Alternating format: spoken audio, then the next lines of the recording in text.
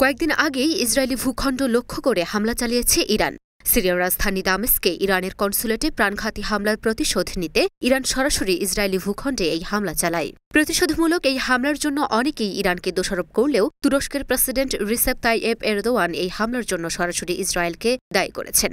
তিনি বলেছেন, ইসরায়েলের প্রধানমন্ত্রী বেঞ্জামিন নেতানিয়াহুর কারণেই ইরান এই হামলা চালিয়েছে। মঙ্গলবার রাতে এক প্রতিবেদনে এই তথ্য জানিয়েছে বার্তা সংস্থা এএফপি। প্রতিবেদনে বলা হয়েছে, ইসরায়েলের উপর ইরানের প্রথম সরাসরি হামলার জন্য ইসরায়েলের প্রধানমন্ত্রী বেঞ্জামিন নেতানিয়াহু দায়ী বলে তুরস্কের প্রেসিডেন্ট রিসেপ তাইয়েপ এরদোয়ান মঙ্গলবার জানিয়েছেন। তুর্কি এই প্রেসিডেন্ট নিয়মিতই ইসরায়েল এবং দেশটির নেতৃত্বের সমালোচনা করে থাকেন। টেলিভিশনে করা মন্তব্যে তিনি বলেছেন, গত ১৩ এপ্রিল সন্ধ্যায় আমাদের হৃদয়ে যে উত্তেজনা গ্রাস করেছিল তার জন্য প্রধান দায়ী হলেন নেতানিয়াহু এবং তার নিষ্ঠুর প্রশাসন। উল্লেখ্য, সিরিয়ার রাজধানীতে তেহরানের কনসুলেটের সাম্প্রতিক হামলার জবাবে শনিবার গভীর রাতে ৩ শতাধিক ক্ষেপণাস্ত্র ও ড্রোন দিয়ে ইসরায়েলে হামলা চালায় ইরান। যদিও বেশিরভাগ ড্রোন এবং ক্ষেপণাস্ত্র ইসরায়েলি ভূখণ্ডে পৌঁছানোর আগেই ধ্বংস করা হয়েছে বলে ইসরায়েল দাবি করেছে। তারপরও উত্তেজনা আরও বৃদ্ধি হতে পারে বলে ব্যাপক উদ্বেগ রয়েছে।